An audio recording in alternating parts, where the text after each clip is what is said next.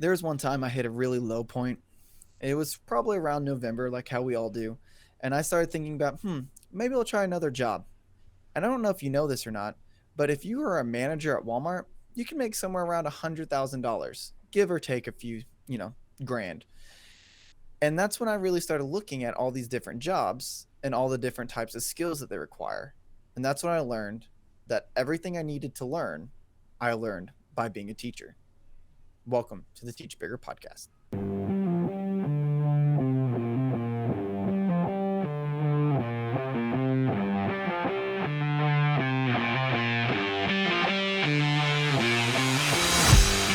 Welcome to the Teach Bigger podcast. I'm Chris Pratt. And I'm Tyler Lamont.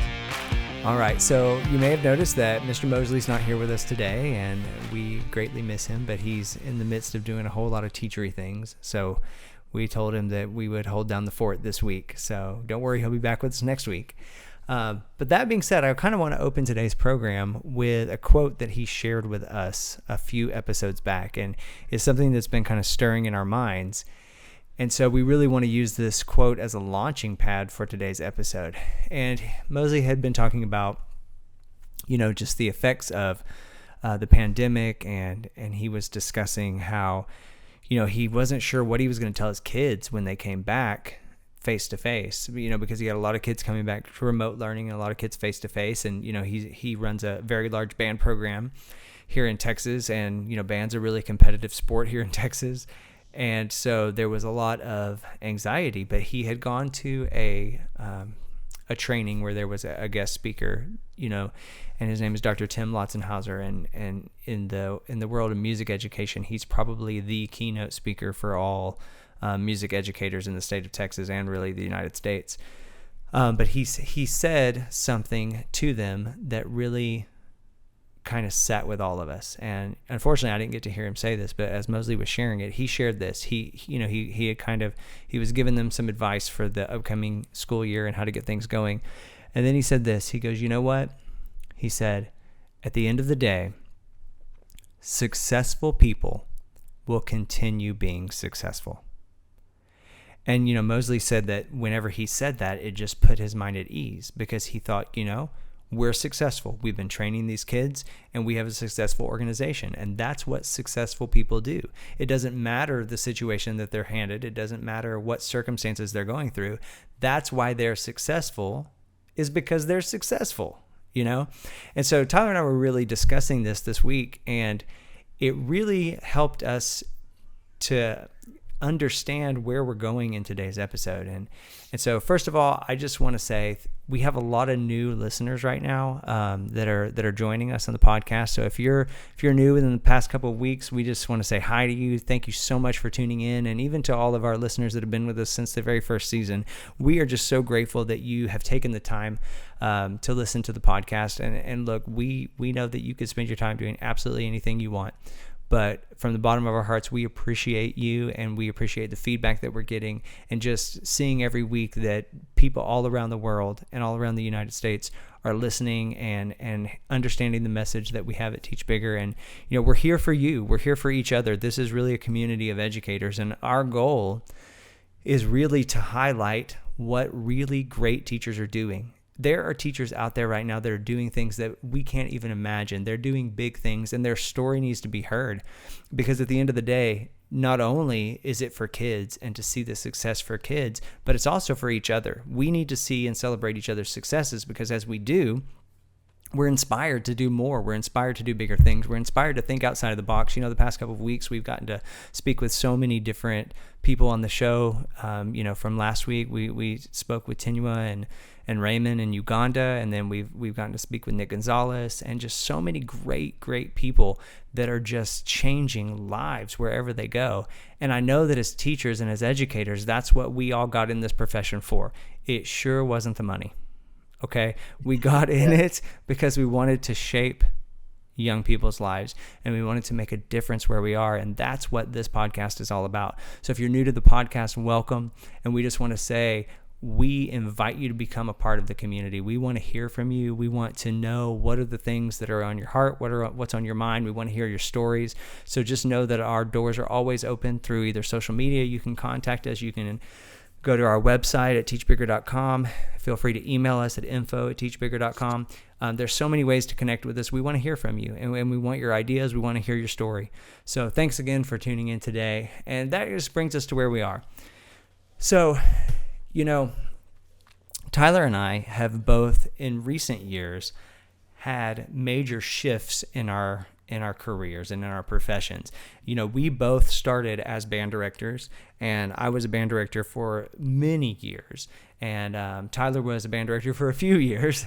But through our journeys and through the things we learned, we realized there were other things that we needed to be doing, and just life events and different things happen that open up new doors. And we've not left the world of education. We just have a different hat now, and we're reaching a different audience in a lot of ways. But we've had to embark on a whole lot of new adventures. And I think that as educators, that's something that happens to us on a yearly basis. And I would challenge you, if your year isn't a new adventure every year, like figure out what can you do to take your skills and your profession to the next level, because it's just boring to do the same thing year after year. How can you take it to the next level? Yeah, I would challenge you to, because one of the reasons I did a career change was because I was trying to challenge myself to do something different, and I saw that there was a growing need in the skill of like videography and like being able to just to edit simple videos. And if COVID, if nothing else, really showed us that like you need to be able to understand how to use some type of video editing software, even at the most basic of all levels. And so I challenge you, if you've been teaching math for 10, 15, 20 years, take a break, go teach English for 2 to 3 years or something like that. You'll be amazed at what you learn while teaching that other subject. And then when you come back to math, then you're going to have a whole new slew of, I hate to say this, tools in your toolbox. Yes, tools in the toolbox.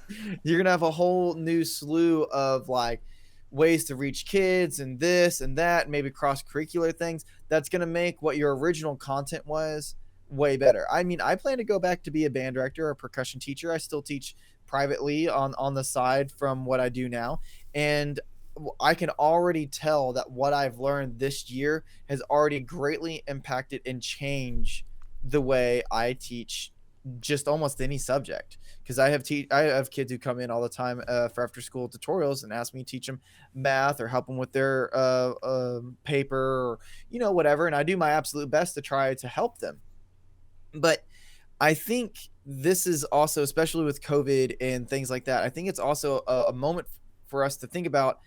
It's very easy for us to get bogged down with all the things that we have to do. And I think everybody will sit here and say like, my school district's talking to me all about mental health. Well, how about you stop putting things on my plate? That sounds pretty good. Okay, That's so going to help I've honestly heard that many times in the past few months. like that's going to help my mental health. You stop giving me things to do, Well, you're right. We are asked to do way too much, and especially now in the time that we live in, it's way, way, way, way too much. You probably hear this all the time. Well, they're asking too much. I'm not doing that. And then they go back to their classroom and they give it their best, because that's what good teachers do. Even though they complain and they may vent like, I'm not going to do that, that they are, and they're going to at least going to give it a good attempt to try to do it, even though they may not do it fully. I think that this is a moment, whether you are a first-year teacher, 5-year, 10-year, 30-year teacher, this is a moment for you to look back and see and realize all the things that you have learned that you would not have normally learned if you were not a teacher. To look back and say, they asked way too much of me. Maybe you succeeded with those things that they asked you. Maybe you didn't. Maybe you hit it somewhere in between. And you can look back and say, I now know how to do a Zoom call. I now know how to do a Google Calendar invite. I now know Google Classroom. I now know Canvas. I now know Blackboard. I now know all of these different, very small skills, maybe better time management. And we're going to kind of get more into that in a second. But revel in the fact of all these things that you did learn, and maybe kind of not get so bogged down on all the things that you feel like you have to do. because if you remember the things that you learned, it kind of makes you realize where you've come from, and it makes you feel how far you've actually come. Yeah, and that's one of the things that I was kind of thinking about is because of the changes we've made, and maybe you have had profession changes or tweaks in your path, or maybe it's life changes. But for me, within the past 6 years, 7 years, I've gotten married, I've had 3 kids, and so life is happening and changes, and there's lots of things, and you realize, in looking back, I know how to do a lot of things that are helping me be successful because successful people are successful, Mm-hmm. and that's one of the things that kind of opened our eyes to this was the fact that we did switch our career paths and we did start teaching a different subject. And, I moved into administration and now I'm like a, instructional coach and different things like that. And I am able to do that not because I went to some great conference or because my degree program just prepared me so well for that, but it's because of the experience I've had in the classroom and the experiences that I've had preparing to be in the classroom that made me good at everything that I do. Because I really, truly, genuinely believe this. Like, if you are a good teacher, you have every skill you need to be good at everything. Because Mm-hmm. teaching is one of the most, if not the most demanding jobs on the planet. And we could sit and talk all day about how we don't get the recognition or the appreciation maybe that teachers deserve. And we know that as educators that a lot of times what we do goes overlooked, but we don't Mm-hmm. care because that's not why we're doing it for the recognition. Okay, we're Yeah. doing it because we want to help kids. And arguably, I think everyone would agree that helping kids, that's the future of our world. And if we don't have good people in place to mentor children and to lead them in what is good and what's right, we're going to be in a lot of trouble in the future. And I can look right now at education and say, yeah, there are lots of problems, but there's also a whole lot of folks doing a whole lot of good stuff. And that's really what we're all about is showing out what those good things are and bringing light to that. Yeah, It and not those people not just doing good things, they are seeing the problems.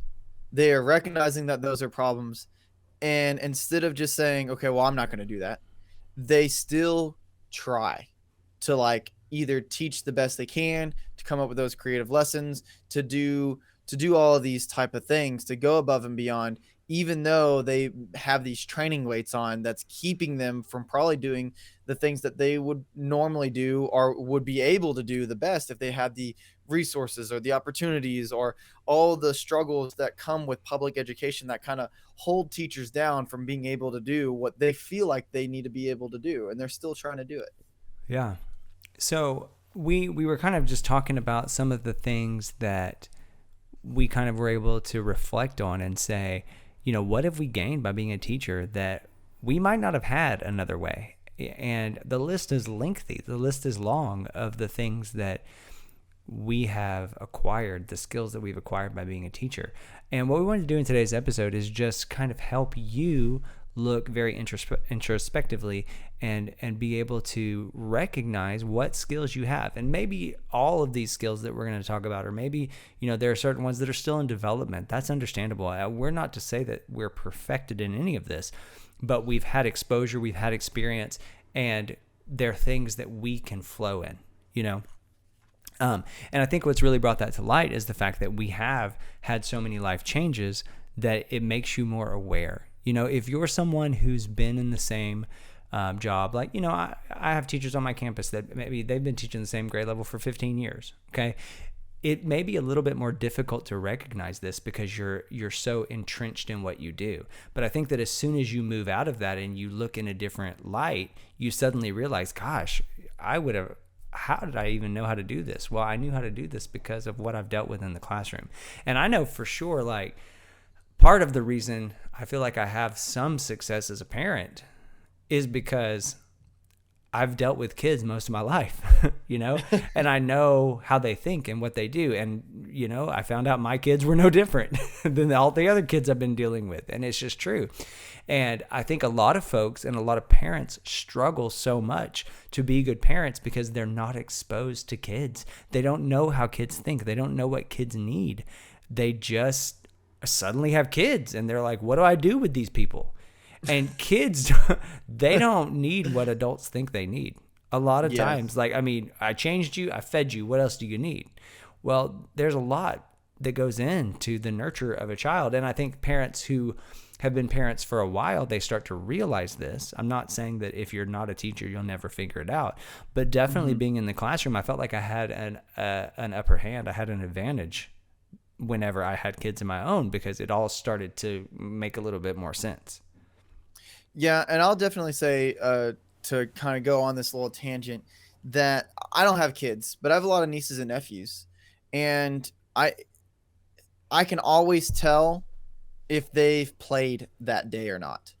Because if they have not played, then they have all of this energy and it's all built up and and like maybe there's some crying going on or something like that because they haven't had that release yet.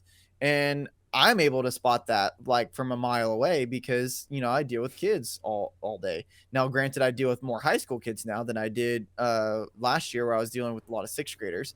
And they're more, elementary. My nieces and nephews are more elementary, but still, everybody, I think it's interesting. Everyone is more happy when they do something, whether it is a planned activity, which most people always love a planned activity, or some type of spur of the moment activity where you're just going out and having fun or whatever. And, I would say that goes beyond even just people because I know I have 2 dogs. And if you don't plan something for them to do or play with them, then they are all types of rambunctious.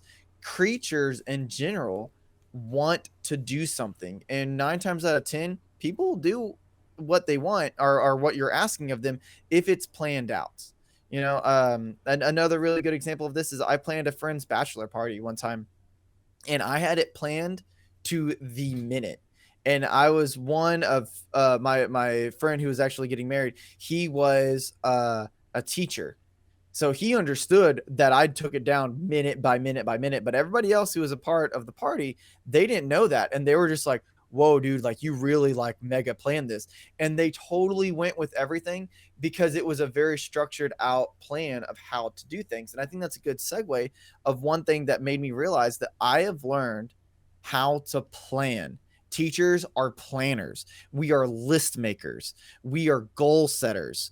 We may not be the best at reaching those goals, but by darn, we know how to set a goal and we know how to scaffold and we know how to time manage and how to plan. And I think that is something that a lot of adults struggle with incredibly. Yeah. No, I agreed, and I think I would encourage you right now to take a pause for a moment, even if you want to pause the podcast and just think to yourself, like, you think of how often you have to manage your time and what that looks like on an hour-to-hour basis in your classroom. I mean, it's huge, and then realize most of the world isn't thinking this way. This is a skill that is developed through teaching. Now, there are other professions that do it, don't get me wrong. Yes. But there are a whole lot of folks that clock in and clock out, and they just do what they're told, and there's not a method to the madness. They're just there waiting their time out. Well, for us, we know, like, it doesn't matter. Our job's not over when the bell rings. Yes. And so we have to have a plan. And I think that what goes along with that too, and I think this is another skill that we gain. And, this is debatable. Is it a skill or is it like a character trait or, I don't know, but I definitely think it can be cultivated, is having vision. I think teachers are people with vision because when you have kids that walk into your room, if you don't look at those kids and say, I'm going to take this one from point A to point B, and I'm going to help every kid in this room to realize, whatever the points may be that you want to put there, like we have to have vision, and then we get people to follow that vision. And we're visionaries. That's what teachers do. And, especially for our administrators, gosh, I mean, like if you are running a campus without a vision, I can tell you right now that campus is not moving anywhere. Like Yeah. people have to have a vision or they're not successful. There's a scripture in the Bible that says without a vision, people perish. Like you have to have that vision. Yeah, it kind of aligns. It's the first step of vertical alignment, and it starts in your room. I know that like when I got my job at the media teacher, that's the first thing I did. I was like, okay, just for me, I was like, what's my vision? What is my ultimate goal? Like, what am I trying to do? Like, what is my goal for these kids to be able to do? What is my vision? Because I have to have it, one, to keep myself straight. And then two, if I'm gonna have those kids buy into what I'm about to have them all do, they need to know what the ultimate goal is. What is my vision for them?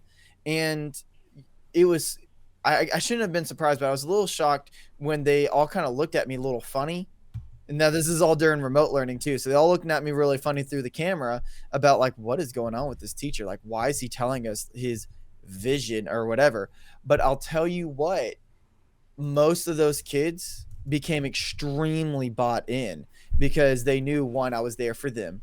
Two, they knew exactly what I was doing. And three, they were trusting the process of what I was trying to do, because even though they didn't know how I was going to get them there, they were trusting me to get them there because they knew where the end date was. They knew where we were trying to go, even though they didn't know what the steps of it were, if that makes any type of sense. Yeah. So, I mean, moving on, right? So to me, what we're doing today is kind of patting ourselves on the back. And I think that's a good thing to do. Like we need to, because we need to recognize what we're capable of and we need to celebrate that, And so definitely time management, vision. I think another thing is that teachers pay attention to detail. And not everybody does. Not everybody does. And whenever you go to another profession or another career path or another, activity in life, you will find that as the result of being a teacher, you pay attention to the details a lot more than a whole lot of folks.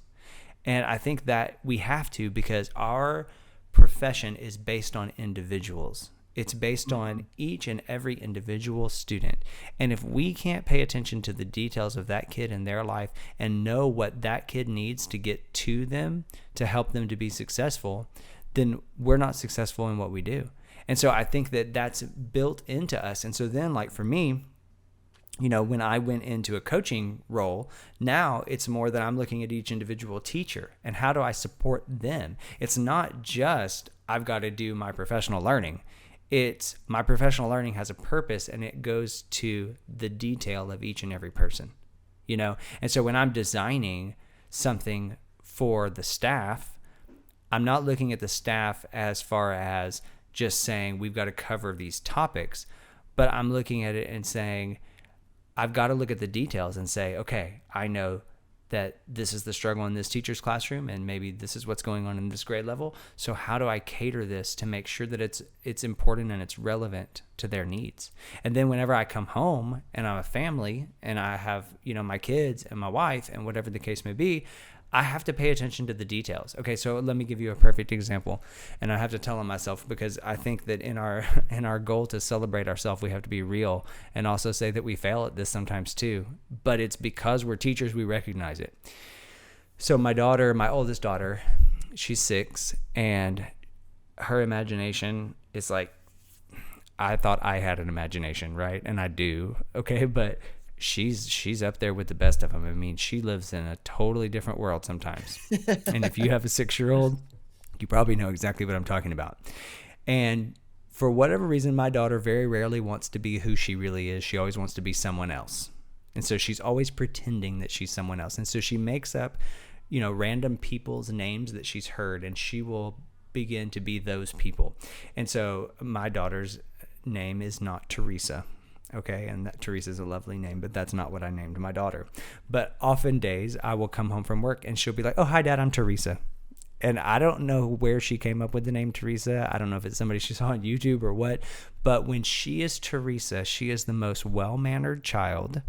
She uses all of her manners. She eats all of her food. She eats her vegetables. She talks about how wonderful her family is. Like, Teresa is the nicest person I've ever met. And I often tell my daughter, Teresa, I'm so glad you're my daughter, because Teresa knows exactly what she's supposed to be doing, and she's a pleaser, and she does everything exactly right. She's kind to her siblings. But then whenever Teresa leaves and she goes back to her house, and then my daughter comes home, she kind of acts the way she always does. And I'm kind of like, this is confusing. But anyways, so just before we were getting ready to do this podcast, I was working on preparing it and stuff. And my daughter came in, and I knew as soon as I saw her, she was Teresa, because she had put on her really fancy coat. And anytime she's Teresa, she dresses up very formally, and because Teresa, you see, is 7, she's not 6. And so she's the big deal, right? And so she'll come in and she'll be like, "Hi, Dad, I'm Teresa, and I'm 7. I'm like, "Well, hi," and so we're talking. And so my daughter had come in, and she was Teresa. And she had on her nice coat, and she was like, "Are you going to be coming for dinner?" Because I had just made them something to eat for lunch real quick, and it was nothing special. It's just like, "Here, eat your lunch." But she wanted me to go for dinner, and she wanted me to sit and watch her eat and talk to her about how great she is. That's what she had in her mind, right? Because we always compliment Teresa. We're so glad she comes to dinner. And I looked at her and I was like, "I'm sorry, but I'm really in the middle of something right now. I just can't do it. You can eat lunch by yourself today and with your sister, and you'll be fine." And she looked at me with this face, and she took off her jacket and walked away. And then I realized I didn't pay attention to the detail, because I missed it. I missed that opportunity. All I had to do was go sit with her for 5 minutes, but I missed it.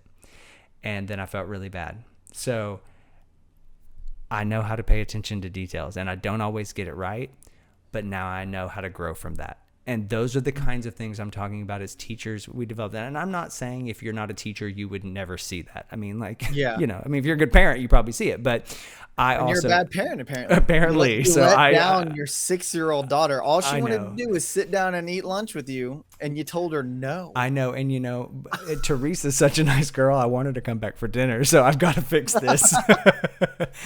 So, but it's lessons like that we start to learn. And I realize I have some skills that help me, that if I'll just pay attention, I can avoid mistakes like that in the future. So I'm going to make it right. Don't worry. But anyway, so I think attention to detail is a big thing. And along with that, I think comes patience. I mean, this is a hard one. And I'm not saying that all teachers are patient, but if you're a teacher, you have some level of patience, or you would be in the loony bin by now. Yes. I mean, that's just it. And you may feel as a teacher that you're not real patient, and maybe you're not, but you have a level of patience that you're having to operate in every day. And I think that whenever you get put in situations outside of the classroom, you need to start recognizing, you know what? I do have some patience for this. And that is a great thing. And I think we need to cultivate that and let it grow inside of us. I will say that patience is something that definitely I've gotten better at as I get older. I still think of myself as pretty young. I just turned 29, and I started noticing it about last year or this year, where certain things were happening, and like I was paying attention to that detail. And whereas I would have gone out of my way to like be like, this is wrong, whatever, and doing whatever to either correct the kids or correct whoever I'm around, I was just kind of patient. I was like, you know what? They'll figure it out. And if they need my help, they'll ask me. And if it goes really bad, then I'm right there to pick up the pieces and to guide them in the right way. I don't always need to rush over there. Like, be patient and watch them try to figure it out first. And I honestly think that I've gotten better at that, mainly by dealing with my dad and all of his really old friends. These are people who are extremely old. They were all chemical plant workers or some type of engineer, and they're all in their 70s now. And when they're working on things, I'll be there trying to help them because they all have bad backs. and I sit there and they'll say something, they're like, oh, we'll do this, we'll do this, we'll do this. And I'm like, I'm seeing all the small details that they're missing. And I'm like, this is not going to work. It's going to fall apart. But they're so much older than me. I can't say anything. So a lot of times I just kind of, I have to sit there and I just have to be patient, and I wait for it to, either for them to realize it or for it to fail. And then I come in and I'm like, well, what if we did this, Mhm. So being able to be patient and seeing, to, I guess, sit and wait and knowing when the right time is for you to come in and give your expertise or give your thoughts or to help fix or whatever. Because a lot of times, I mean, I think teachers get upset when they're in a professional development and they're just getting told what to do, Mhm. or people get worried when they get a walkthrough, like, oh no, I think I'm doing something bad, kind of deal like that. But even when in reality, that's not how it is, and it's all because we're paying attention to detail, but we have to be patient to just let.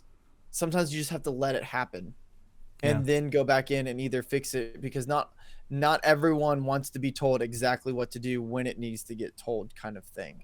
Yeah. Sometimes people have to figure it out for themselves, and you have to sit there and watch for it to happen. Yeah. Well, and I think you've just kind of alluded to, the next thing is that as teachers, we're problem solvers.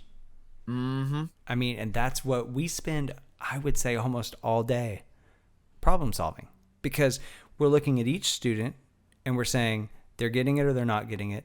How do we get them where they need to be? I mean, our entire day is full of formative assessment. And Mm-hmm. so that's what we do as teachers. We problem solve. And sometimes that's hard because we feel like we have to fix everybody's problems. And that can Yes. sometimes be a hindrance. But if we use it in a controlled way, and if we use it in a way that's mindful of people, I think we can be a tremendous asset. And whenever you get into another profession, like, let's say you move out of the classroom and you do something different, you are going to have the skills to think so far outside of the box that you'll be able to come up with solutions that most people don't even begin to think about, because you've already learned how to look at so many different angles. I mean, differentiation is our middle name in education, Mm-hmm. Mm-hmm. and the fact that you teach one content and potentially have to present it 20 different ways, you know, that right there shows that you have the ability to think beyond the surface level of every situation that you're in. So I think that we need to recognize that we have an ability to problem solve. I mean, being a teacher really is, it's just a rich environment that we live in that brings the best things out of us and equips us to really help in so many ways. So let's look a little bit further. Okay, another big thing that I think as teachers we do is we are, and this one's a hard one, but Yeah. it's there, and it's that we know teamwork. We do teamwork. I mean, and when I first got into education a few years ago, many years ago, when I first got into education, we weren't as big into teamwork as we are now. And it's not to say that people weren't in teamwork, but it wasn't the norm. I think now we've moved to where the big word in education, and especially in the professional realm of education for teachers, is collaboration. And I mean, Yeah. I know we're big into like PLCs and collaborative teams and doing all these things where we devote time to work with our colleagues to problem solve and to plan. And at that, the result of that is then we're demonstrating that and we're modeling that for students. And we live in a collaborative world now. I mean, think about it. It's a double-edged sword, because a lot of people feel that social media is ruining the world, and there's a part of me that can agree with that. Mm-hmm. But then there's a part of me that says social media is also bringing the world together and making it a much, much more robust place. And in the area of teamwork, that's a big deal, because now we are teaming up through TeachBigger with educators across the world. We're not limited to our campus in problem solving and learning and getting things bigger, if you will. And so now, like, we epitomize teamwork. We epitomize collaboration, because it's what it is. And then the result of that, I think, is that we grow in empathy, because we start to see things not just through the way we do it, but we can recognize and appreciate other people and the way that they're coming at it. Well, what I think is really awesome about the problem solving and the teamwork, the empathy, is that since it is such a big deal and that we do it every single day, to us as educators, that's just another day. It is second nature. It is like normal. When I was a part of the Houston Texans pep band and I was drumming with them for a while, I would sometimes have to go to some corporate meetings just because like I was part-time whatever and trainings and whatnot in the very beginning of the season. And these big wig business people or whatever, I could just sit there and tell like they didn't have very strong problem solving skills. They were just doing things by the book because that's what they were taught or whatever. And they said that this was a teamwork activity, would break out and do whatever. And I'm just like, this is the worst team activity I've ever seen before in my entire life. Like this is nothing compared to like what I'm used to. Right. And I think that we are so good at it. It is so second nature. And I really think that teachers, even with all the problems that are going on with education and everything, we are in the forefront, in the cutting edge of problem solving, constantly trying to push the envelope with teamwork and discovering new things through empathy of how to make a good team work. And if you're sitting there thinking like, well, my team's terrible, blah, blah, blah, we don't get anything done. Well, then you are still problem solving and you're going, look, my team's bad. Here's why it's bad. X, Y, Z. So if I get my own team and I'm able to lead it, then I'm not going to do X, Y, Z. I'm going to do the exact opposite. And guess what? You just problem solve. You identified the problem, you found a solution, and then you're trying to implement it. And what did you do? You created a new, better team. Yeah.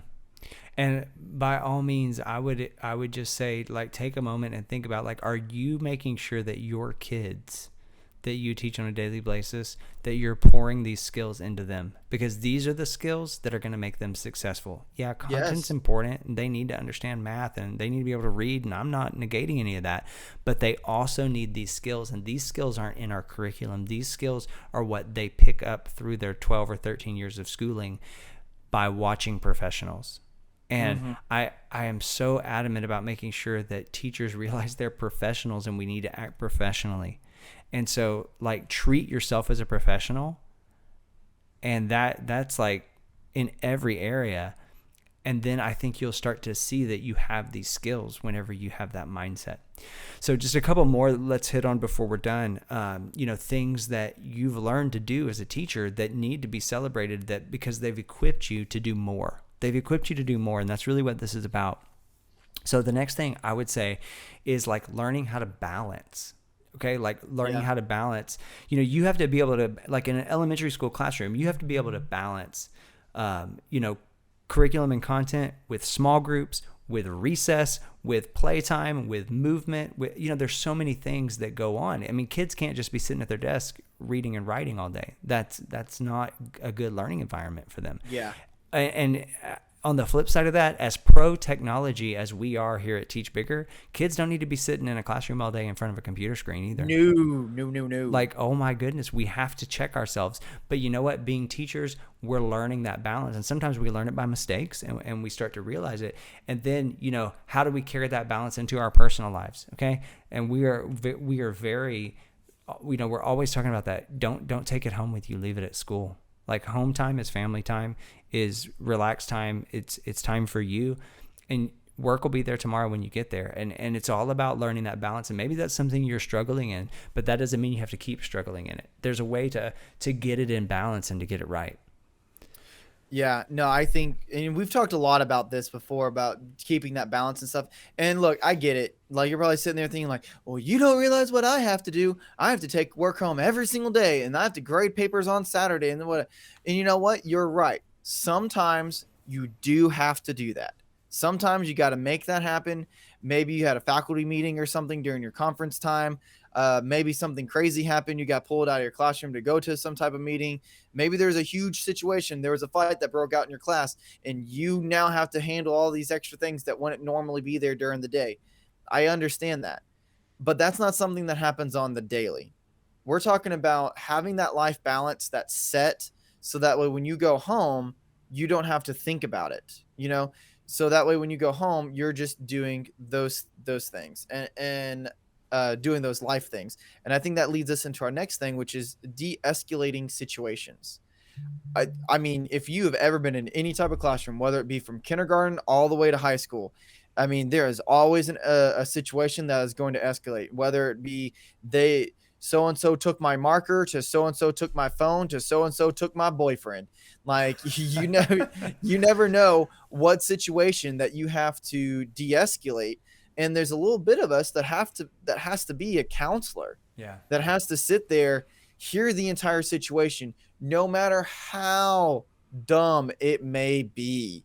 There was a situation in my classroom.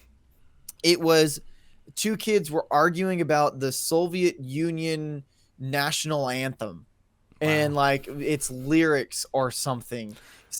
It was really dumb, and one of the kids got incredibly frustrated. His face got bright red, and I was like, okay, this is really stupid, but now I have to step in. I have to like take it down. I thought it was just a friendly little like disagreement, and it grew way bigger, and I had to figure out how to de-escalate that. Yeah. And that totally goes to with my siblings and with my dad and with like other personal relationships that I have. I've gotten way better at realizing like, oh, this situation's not worth it. There's no reason for it to escalate. I'll Hmm. knock it down because I know that they're not. Yeah, absolutely. So, last thing, that we were kind of thinking about to recognize that as teachers, this is what we can do. Like, this is what we know how to do. And I think sometimes it's just keeping things simple, right? Like, just getting the message out there, like getting rid of the fluff and getting down to this is what the situation needs, this is what the person needs, and I'm going to give them what they need. And I mean, that's what we have to do with our kids. Like, at the end of the day, here's the standard. We got to make sure you know it. And I think that a lot of times we have that ability as educators to sift through all the extra and all the weeds and say, I want to make sure that you have what you need. And that then carries over into every area of our life or in every job that you're ever going to do. Like, people really appreciate whenever you can break it down to the foundational level and get the job done.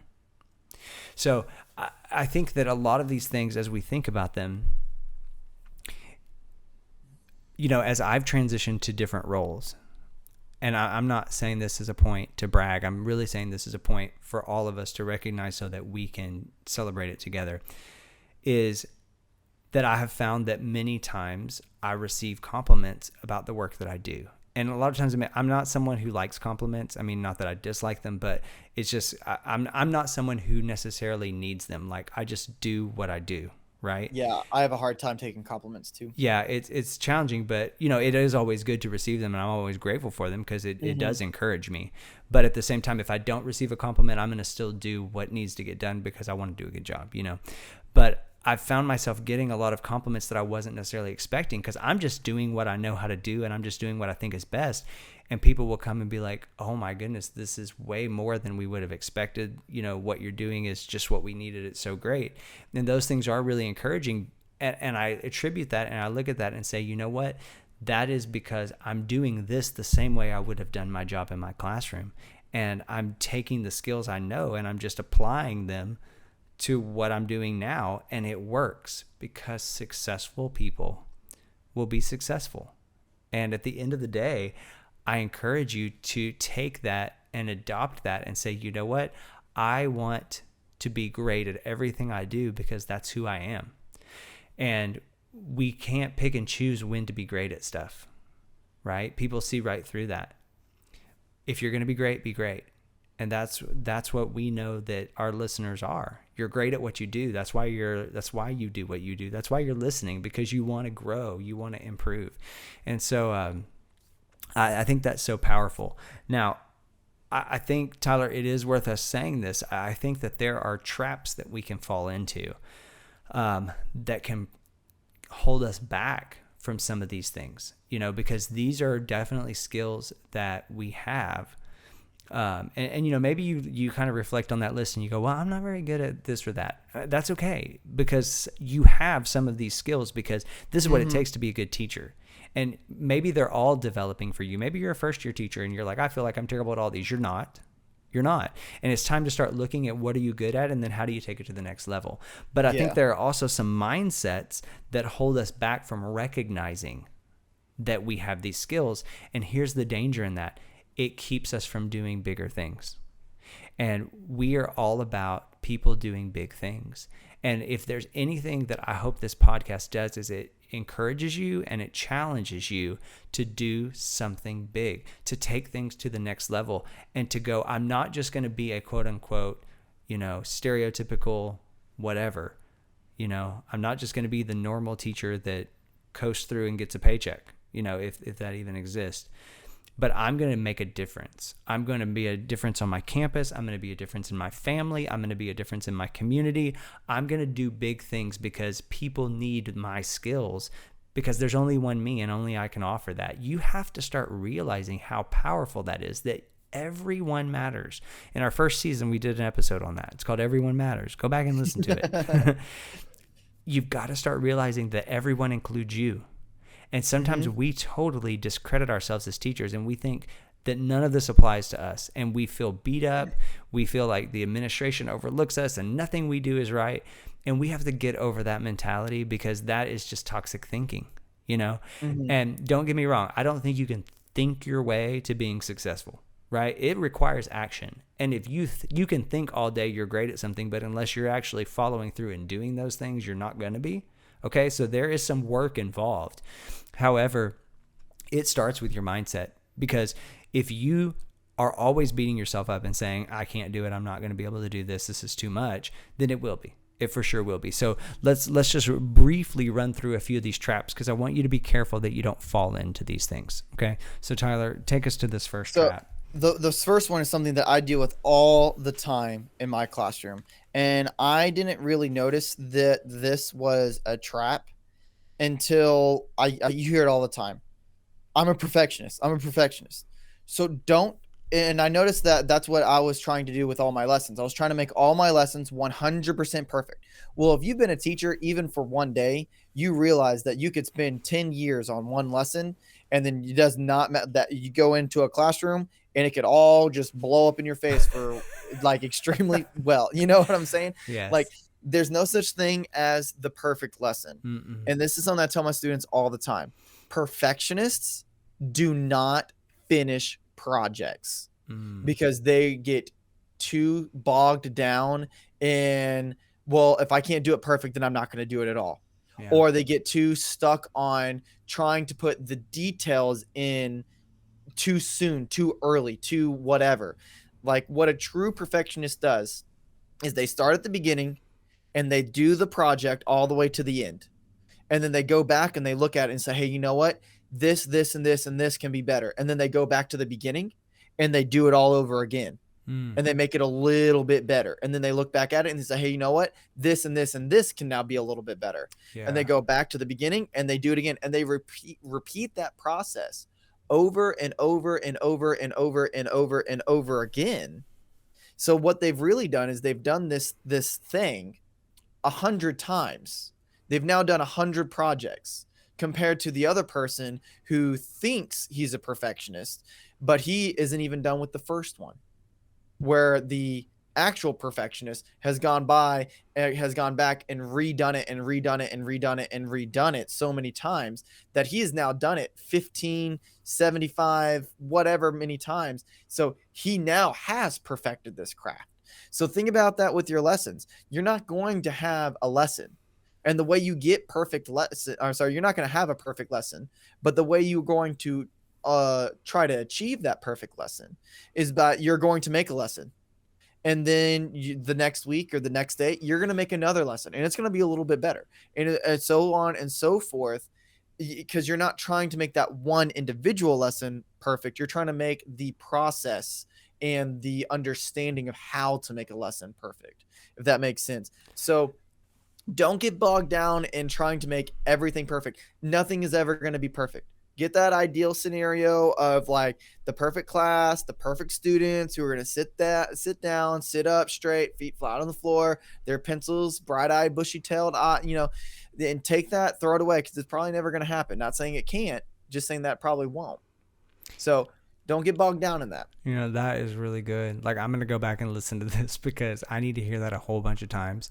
But this is kind of what, one of the things, one of our big, I guess, mottos that we say a lot at TeachBigger is this: it's prove nothing, improve everything. And it's like that fake perfectionist, the one who says I'm a perfectionist, but really never accomplishes anything. It's an excuse to be lazy is what it is. Well, that or they're trying to prove themselves. So they don't want to make a single mistake because then they look bad. And I think as teachers, we have to get rid of that mentality, and we have to adopt the mentality of like, I just want to improve. And if it's not perfect this time, then I'm going to keep going, and growth. Okay, think about this for a minute. What do we look for in our kids? Do we look for them to get it exactly right every time, or are we looking for them to get growth? Because when we see that they're working hard and we see that they're making growth, we call that a success. And yes, ultimately we want to get it to where they've mastered it. But mastery doesn't necessarily come on the first try. But yet, as teachers, we try to make mastery on the first try. We think that somehow now we've got a degree so we can never make a mistake. It's not that we're trying to make mistakes, but we're people, and people need to grow. Because if you're not growing, you're dead, right? And so we got to check that. So, man, that's good stuff. That's good. So avoid the trap of that perfectionism that keeps you from moving forward. And okay, this next one is huge for me. I struggle with this. And it's this: I have so many ideas, and I fill my plate with so many tasks and so many things that I want to get done that support where I'm going, that support my vision, that I get overwhelmed. And I just say, you know what? I have so many things to do. I'm just not going to do any of it. Like, I just can't. I can't even get started. Like, forget it. And I'll waste time, because I'll waste day after day thinking about the insurmountable amount of work that I have to do. And so I'm avoiding it, and that's just procrastination, right? But it reminds me of that old saying. It's like, how do you eat an elephant? One bite at a time, And as teachers, 9 times out of 10, we have hundreds of elephants in front of us every day. And it is so easy to sit around and go, we just can't do this. We're never going to get this done. They just expect us to do this. And you're right. We never get anything done, instead of just chipping away at it. And then suddenly you realize it's not as big as you thought. And, when I was doing my master's work, that was a hard time for me. I had little kids at home. I was a band director. I was, working, 60, 70 hour weeks plus doing grad work. And it was hard. And I would look each week at my assignment and go, I don't know how I'm going to get this done. This is so much work. And I would put it off day after day. And then finally the day that it was due would come, and I'd be like, I've just got to spend the whole day doing this. And sure enough, I would sit down, and then sometimes it would take me a long time. It would take me as long as I thought. And sometimes it would take me less time.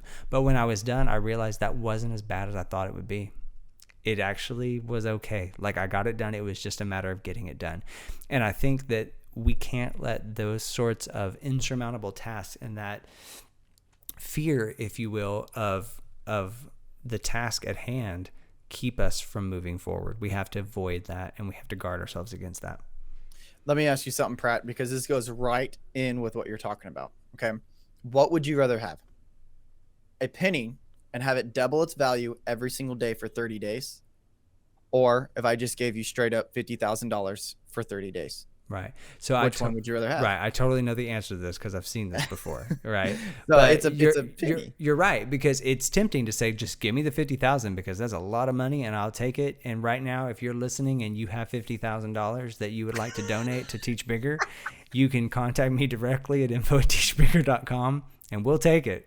And just so you know, if you take a penny and you double it every single day for 30 days, you end up with $5,368,709.12. Yeah, that's a lot. So make every day a penny. Yeah, if only. That's what we need. So, but you get the idea. And I think, those of you who are listening right now, you go like, yeah, that's me. Okay, well, so let's today take steps to get going on the task and make it happen. because we can do it. There are things that you need to do. The world needs what you have. You could benefit so many people if you'll just start doing it. I mean, this podcast is a perfect example. I mean, we never would have thought that in less than a year, we would have as many listeners as we do right now. And we would have touched as many nations as we've touched right now. And it just took us stepping out and doing it, because we talked about it for a couple of years before we started doing it. And then we finally just recorded our first episode, and it wasn't very good. And we just said, oh, well, it is what it is. And maybe people will have grace. And, you know, people right now are going, I'm going to go listen to their first episode. I mean, it just wasn't that great. I mean, the content was good. What we had to talk about was good, but we didn't know how to talk. And maybe you're listening now going, dude, y'all aren't very good now. And that's okay too, you know? But at the end of the day, we just had to start doing the work. And as a result, we're making an impact, and we're helping. And that's what we want to do. So last little thing here that I would throw out that we need to be careful of is that fear of failure, right? Like, you might fail. That doesn't mean you've failed. It just means that you have to be a problem solver and do the next thing.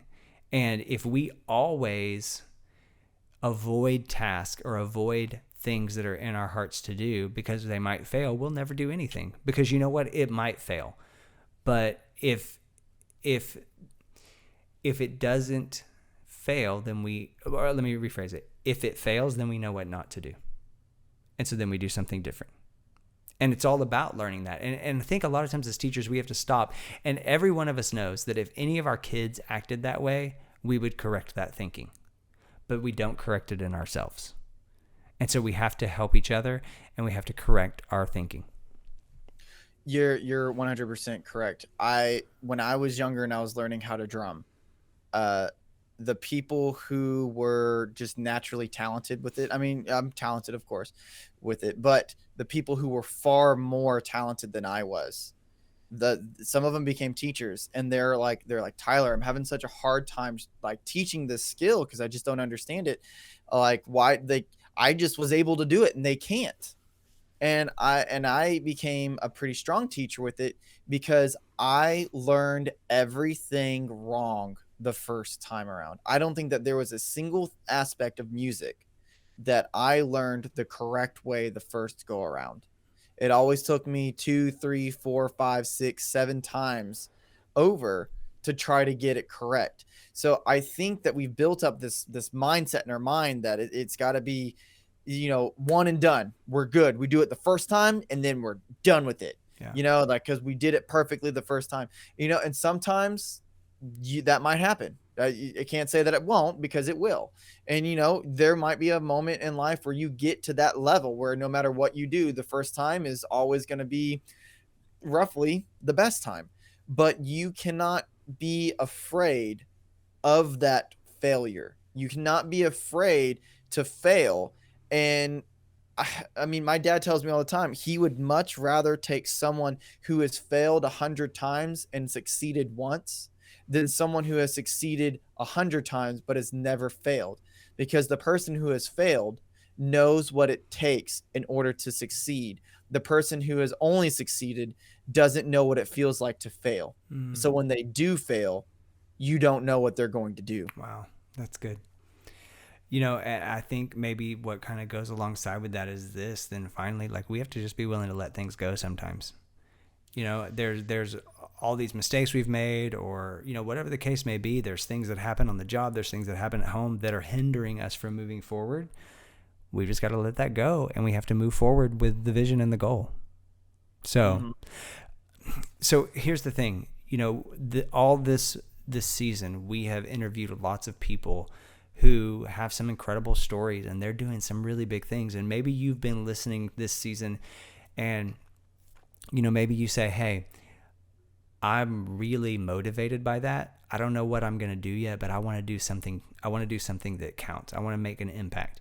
Or maybe you have this thing that you've been thinking about. Maybe you have a project. Maybe you have an idea, but you haven't had the guts to do it. And by listening to this season and the different people that we've interviewed, maybe you go, if they can do it, I can do it. That's what this is about. That's what TeachBigger is about, that you realize you can do big things, right? And so I hope that in this episode today, we're eliminating those excuses, because you have the skills you need. Why? Because you're a teacher. and because you're Mhm. successful, and successful people are successful. So whatever you do, just go do it and be successful. So if you don't have a vision for something big, get one. Like, you need to look at your school, look at your community, look at your family, whatever area you're in, and wherever you want to make that impact, and you need to say, what can I do to take things to the next level? Think outside of the box and do big things. That's what this is all about. And realize that you do have what you need. You have what you need. And whatever you don't fully have, it's in development. It will come. It just takes some time, and it takes getting out there and doing it. And avoid those traps that might hold you back. And all it's doing is keeping you from never getting started. Once you get started, the momentum will come. Yeah. So man, I hope that today's been an encouragement to you. I hope that you feel renewed and ready to do what it is that you've been planning, that you've been thinking. And if you're kind of like, well, I don't have anything, well, then think of something, like, because you were meant for really great things. It's time to do them. So do it. Go do something big. It's time. All right. So I want to close out this program with a proverb that I found from the Bible, and I just think it is so fitting for where we are. And it is this. It's Proverbs 18:16, and it says this: "A man's gift makes room for him." And I think that when you realize that what you have inside of you, as you begin to use it, it will begin to open up the doors of opportunity for you. But you have to use that gift. It'll make room for you, and you will be able to do it. You've been given gifts. You need to use them. So hope that encourages you today. We would love for you to get involved with us in every way possible. By all means, subscribe to the podcast, follow it, so that way every time we have a new episode, you get a notification so you don't miss anything. Also, we would love for you to check out our website, teachbigger.com, and feel free to reach out to us by email. There's also different things on the website that you may want to interact with. If you've listened to some of the other podcasts with our guests, and you want to give them feedback or whatever, there's some comment sections. We'd love to hear from you. We just want to know what's on your mind. If you want to email us, you can email us at info@teachbigger. You can also reach us at Facebook, Twitter, Instagram. We're on all of those platforms as well, so you can find all that information on the website as well. And lastly, Tyler, why don't you tell them about just the opportunity to kind of give some shout outs to some colleagues? Okay, so I'm really excited about this. We have been trying to really promote everything that's going on with like some really good teaching, because we know it's been a really hard year. If there is someone, a teacher that you teach with, maybe it's you, maybe it's your colleague, whatever, and you feel like they are just doing an amazing job. Yeah. You really feel like they're I teach bigger. You really think that they're making it happen one way or another. Or maybe it's a teacher who is retired and they've dedicated their entire life, the last 40, 30, 20 years of their life, to the cause of education. Then let us know, and we'll give them a shout out on the podcast, on social media. Send us a picture or a brief description of the teacher if you want to, and we will shout them out and let everyone know, hey, this teacher is making it happen. They are Teach Bigger, and we'll let everybody know what makes them teach, what makes them teaching bigger, and everything like that. So all you have to do, you can email it to us, you can Facebook message us, you could Twitter, you could Instagram, reach out to us any way that you want to, and we will make sure that shout out goes out to the world, so that way everybody knows that this teacher is teaching big. Yeah, that's awesome. Hey, and also maybe you know someone and you're like, man, they have such an amazing story, or they are such a passionate person. They need to be on this show. We are always open to your suggestions. So if you have someone you think that needs to be a guest on the podcast, or maybe you'd like to be the guest on the podcast, maybe you want to share what you've been doing, we would love to hear from you. So if you actually go to our website and you go to the link on our website for podcast guests, there's actually a place where you can nominate VIPs, and those would be people that we interview on the show. So if you know someone, or you would like to be nominated for to be on the show as a VIP and to be one of our guests, we would love for your feedback. So feel free to go to the website and fill out that form so we can get some more information. So, well, again, thank you so much for listening today. I hope that today has challenged you and that it's encouraged you. And hey, as always, go do something big.